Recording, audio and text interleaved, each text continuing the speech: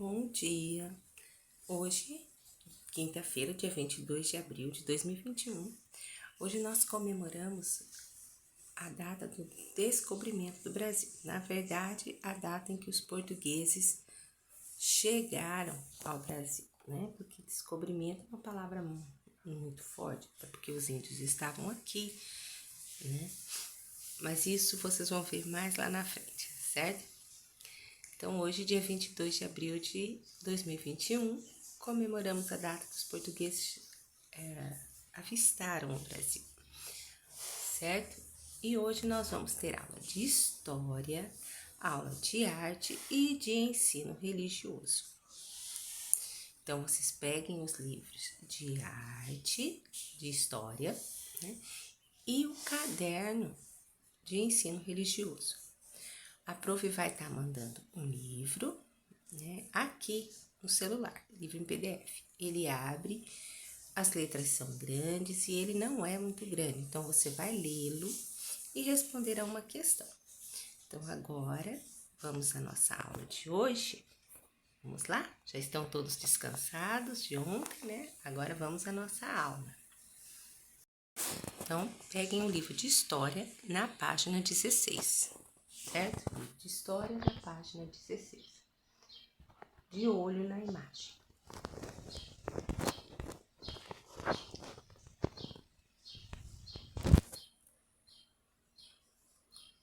Em 12 de setembro de 1940, 4 jovens franceses perseguiam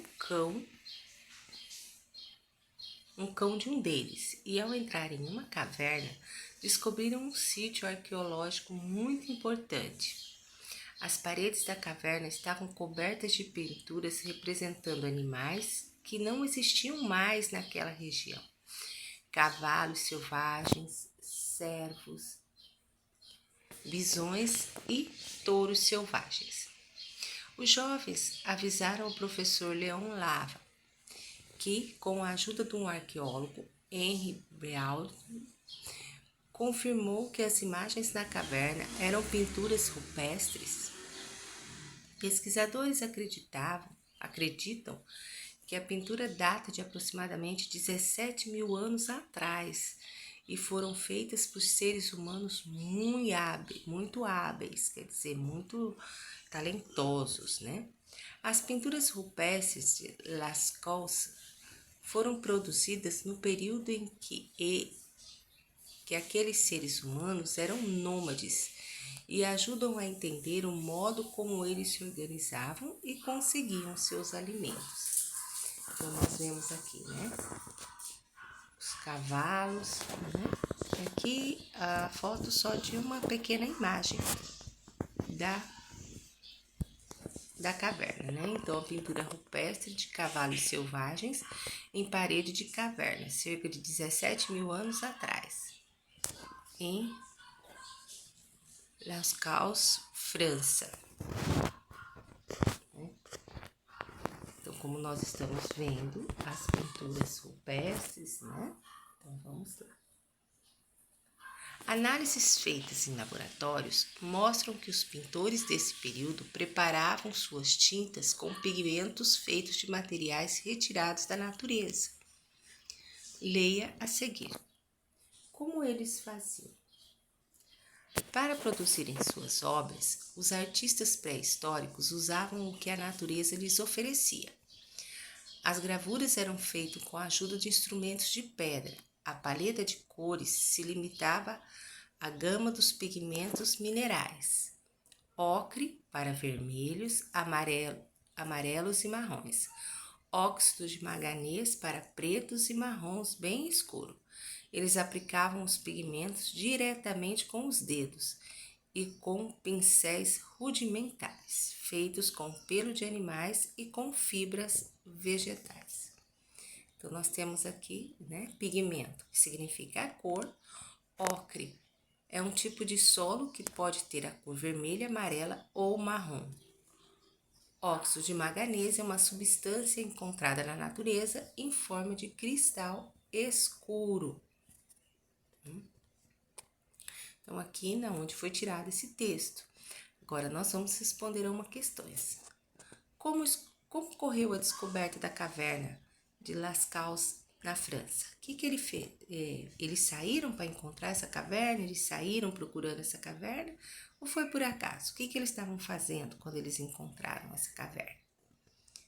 Responda as questões a seguir com base nas imagens da pintura rupestre do texto acima. O que os seres humanos pintaram nas paredes das cavernas? Pintaram lojas, shopping? O que eles pintavam? De acordo com o texto, com quais materiais eram feitos os pigmentos que eles usavam para fazer as pinturas rupestres? O que eles usavam? Era tinta acrylex comprada ali na MG, papelaria? Aonde que eles achavam? Onde que eles pegavam esses materiais? Pesquisem os materiais usados hoje para fazer pinturas. São os mesmos utilizados pelos seres humanos para pintar as paredes das cavernas milênios de anos atrás? São os mesmos? É as mesmas cores que usam hoje? Da mesma forma, vai na natureza para pegar uma matéria-prima para poder produzir a tinta? Com o passar do tempo, alguns dos povos nômades aprenderam a cultivar cereais e frutas, além de domesticar animais para produzir alimentos e ajudar nos trabalhos agrícolas. Entre os anos de 12.000 a.C. e 9.000 a.C., na parte ocidental da Ásia, muitos seres humanos já sabiam praticar a agricultura e a pecuária, então já sabiam plantar alguns alimentos e criar animais, alguns animais. Como não precisavam mais de se locomover em busca de alimentos, alguns povos abandonaram o estilo de vida nômades. A agricultura e a pecuária foram com eles. A agricultura e a pecuária fizeram com que eles se tornassem, pouco a pouco, sedentários. Então, aqui nós temos um mapa com os primeiros cultivos agrícolas. Então, nós temos aqui, por exemplo, na América do Sul, a batata, a quinoa e o tremoço. Então, isso foi cultivos que começaram aqui na América do Sul. Temos também o algodão de fibra longa, pimentão, batata doce, ananás, papais, que o meu pai é prof, tá difícil com esse óculos, papaya e mandioca, Então, nós temos nesse mapa aqui, você vai ler, vai olhar, vai investigar, Então, o mapa mostra as regiões do mundo onde alguns alimentos que consumimos foram domesticados, quer dizer, o homem começou a plantá-los também, não só esperar que nascesse, Aí vocês vão responder: é possível dizer que os seres humanos aprenderam a cultivar os mesmos alimentos em todos os continentes? Por quê?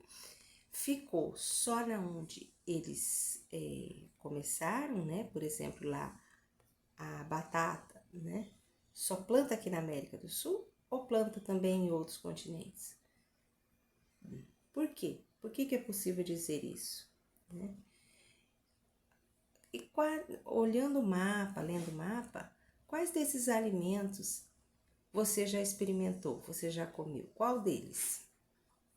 Então, você vai ler e vai estar escrevendo, certo?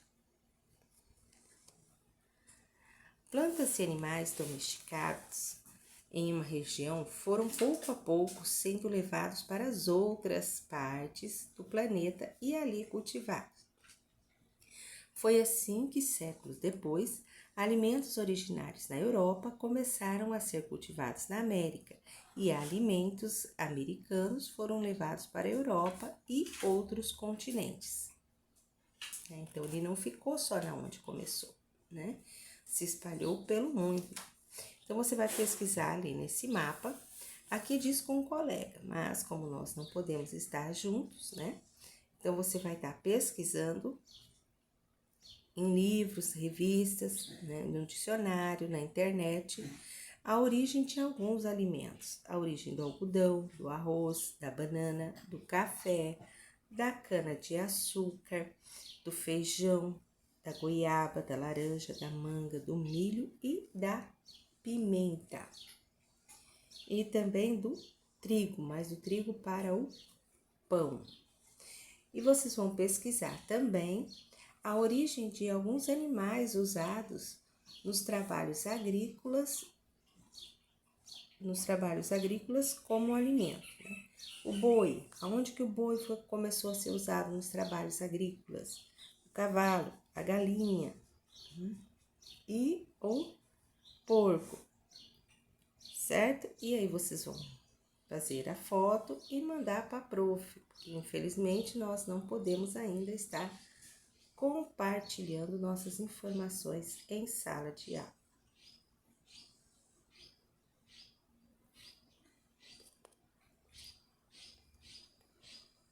Com a sedentarização, as populações começaram a construir casas e outros edifícios mais resistentes, de madeira, barro ou pedra.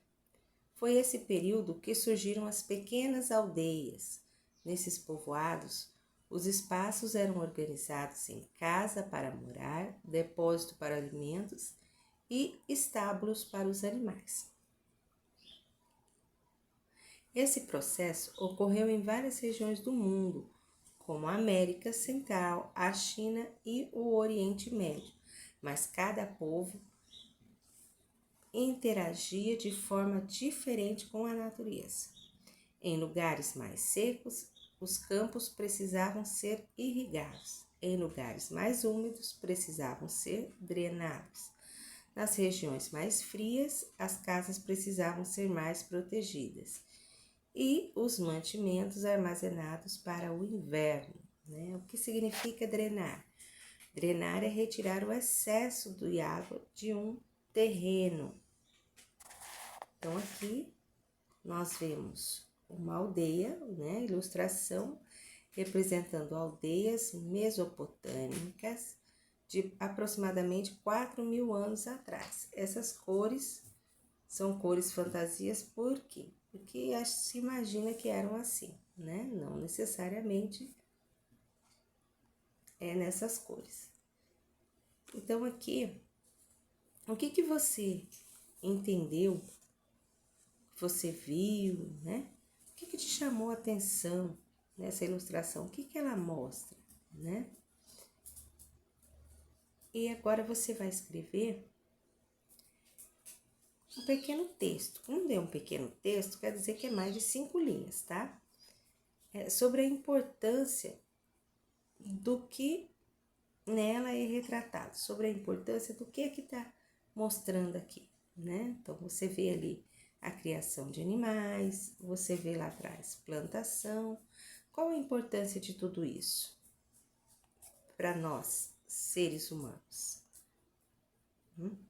E agora, nós vamos para a nossa aula de arte. Então, você vai pegar o livro de arte na página 14, certo? Livro do 5º ano de arte, na página 14. Vamos lá. Cantando a memória indígena. A música dos Guaranis. A música pode ser uma forma de valorizar a cultura de um povo, pode?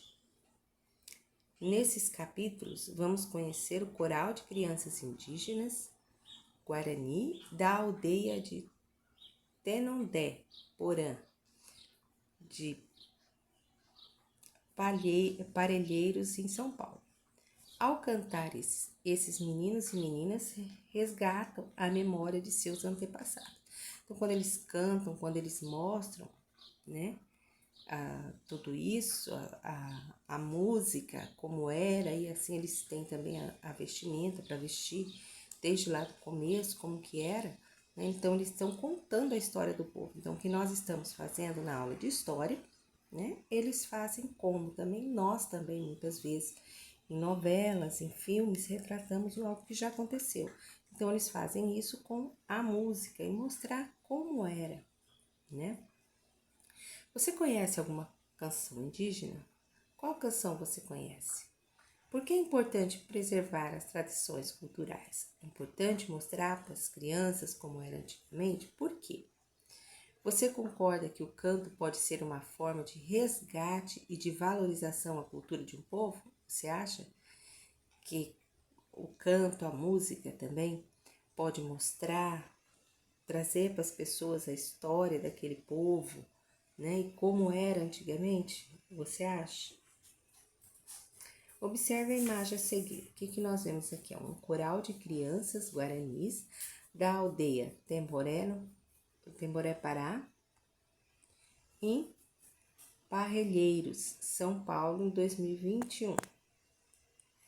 Observando a imagem, você conseguiu reconhecer o grupo de crianças indígenas? Que elemento na fotografia você pode citar para justificar essa conclusão? Quando nós olhamos, nós vimos que é um grupo de crianças indígenas.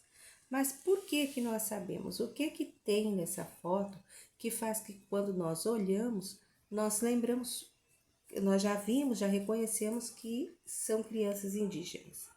O que tem nessa foto que faz a gente chegar a essa conclusão?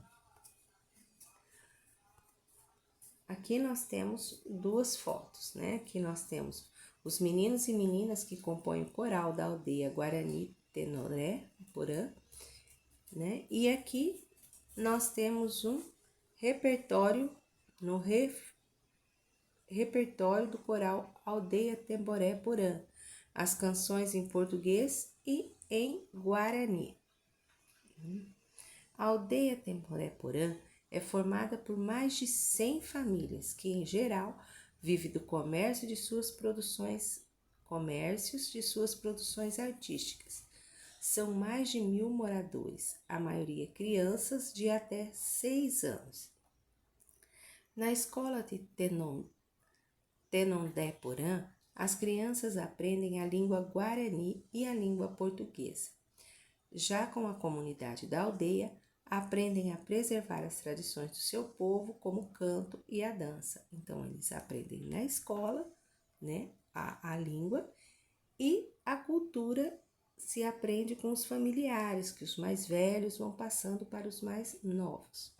O coral de crianças entoa, entre outros cânticos, o Chondaro e uma homenagem aos participantes do Chondaro, uma dança guarani que se assemelha às artes marciais e à capoeira. A seguir, vocês vão ler a letra dessa canção em guarani, acompanhada da tradução. Então, nós temos aqui, do lado esquerdo, a letra em guarani, que é lógico que a prof não vai nem se atrever a querer ler, né? E do lado direito, a tradução. Levantem, guardiões e guardiãs, para agradecer e dançar. Nosso Pai Supremo, nossa Mãe Suprema, acompanhando tudo da morada sagrada. Então, essa é a tradução, que quer dizer na nossa língua, né? O que você achou da letra dessa canção?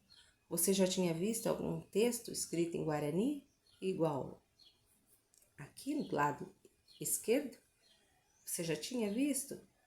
Se sim, sim, se não, não. Se sim, aonde foi que você viu?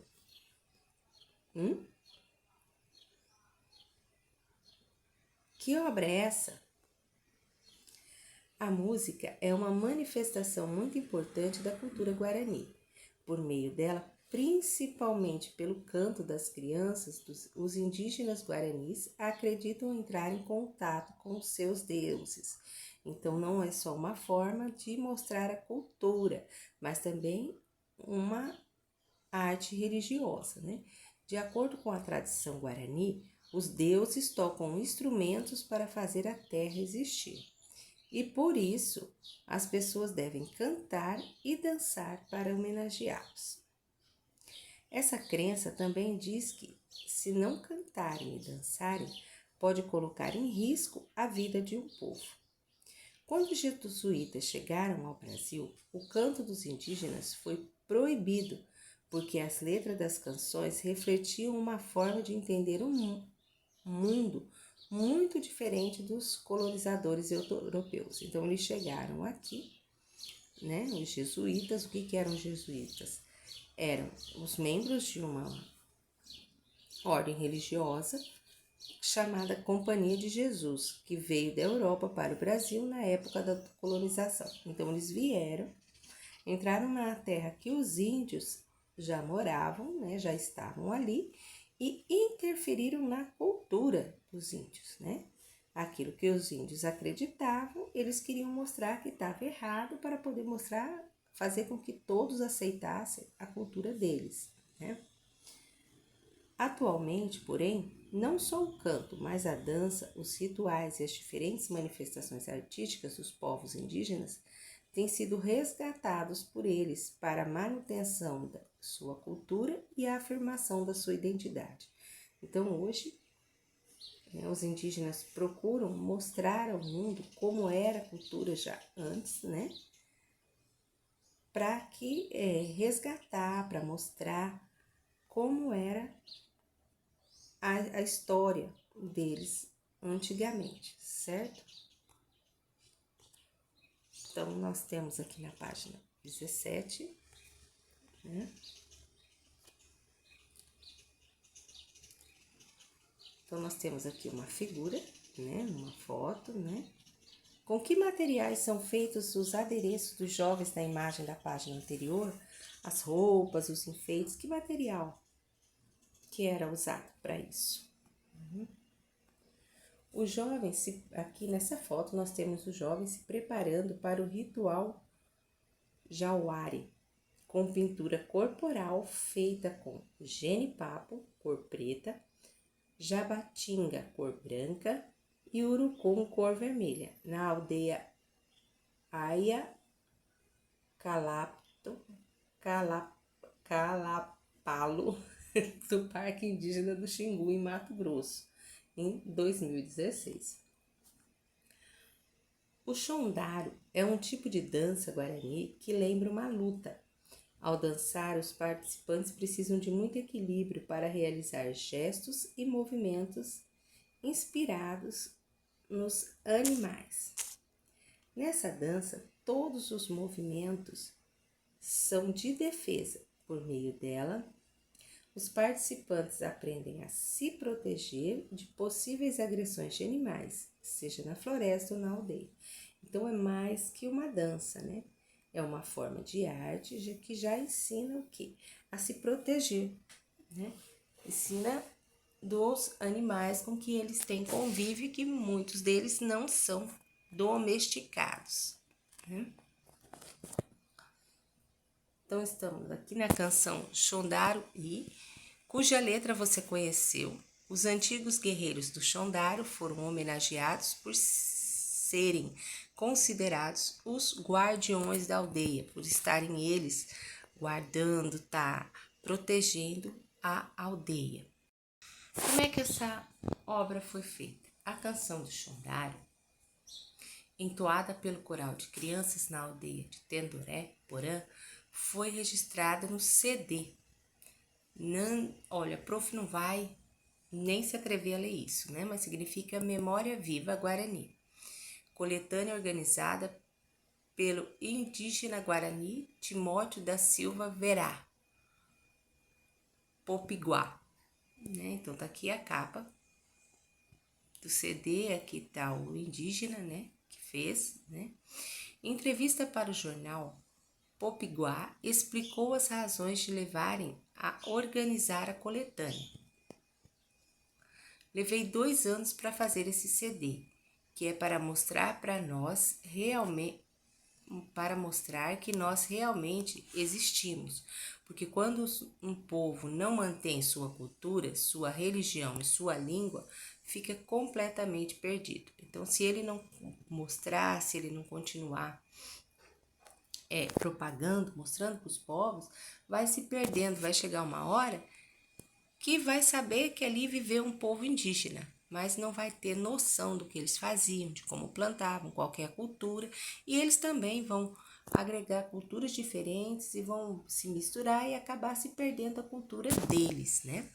O CD organizado por Timóteo da Silva Verá, Popiguá, é resultado de um movimento cultural iniciado pelas aldeias Guarani, Temondé-Porã, em Boa Vista, Ribeirão Cirqueira e Sapucai, com o objetivo de formar corais infantis e recuperar antigos cânticos indígenas, dos quais só alguns poucos idosos se lembram. Então você vê que a cultura estava ficando esquecida já, né? Só alguns idosos que se lembravam das canções. Então eles foram resgatar, eles foram mostrar no CD para que essas crianças aprendessem a cantar e aprendessem a cultura. Senão, quando esses mais idosos morressem, o que ia acontecer? Ia levar junto todo esse conhecimento, né? Ia se perder. A iniciativa ganhou apoio de organizações sociais que patrocinaram a produção do CD. No encarte que acompanha, as letras das canções são reproduzidas em guarani e em português, para que todos possam entendê-la. Aqui você vai ler o Você Sabia, né? Que vai falar um pouquinho mais, né? Mostrar o que nós estamos comentando ali, né? Então, tem a sugestão de leitura, arte e geografia. Não é só a arte que se dedica a pesquisar e a divulgar a cultura indígenas brasileiras. A geografia também estuda as diferenças étnicos culturais entre os povos e as desigualdades sociais estabelecidas ao longo do tempo. A arte, sem dúvida, pode ser um importante meio para valorizar e preservar as culturas das diferentes etnias indígenas. Assim, é fundamental conhecer e apreciar as diversas formas de artes desse povo. Então, para que nós possamos conhecer, nós também precisamos estar lendo, certo? Então, essa foi a nossa aula de arte de hoje. Para nossa aula de ensino religioso, a prof vai estar enviando esse livro, né? São 18 páginas em PDF, né? E o que é PDF? Quer dizer que você não consegue mudar ela, né? Então, esse livro são Valores para a Vida Toda. Fala sobre o respeito. Respeita quem? Então, você vai ler, vai ver o que é respeito, respeitar o quem, onde. Para abrir esse livro, você vai clicar aqui embaixo, onde está escrito Valores para a Vida Toda, né? Você vai clicar aqui, né? E vai abrir o livro, certo? E você vai estar lendo o livro e depois você vai estar respondendo a questões que a prof enviou para vocês por escrito, tá? Então, essas são as nossas aulas de hoje. Eu aguardo a devolutiva, aguardo a resposta, as fotos de vocês, tá? Lembrando que nós logo estaremos fazendo a nossa avaliação, certo? Então, vamos lá, mãos à obra, estou aqui esperando, né? E aguardo vocês entrarem em contato. Beijo no coração de cada um e até amanhã.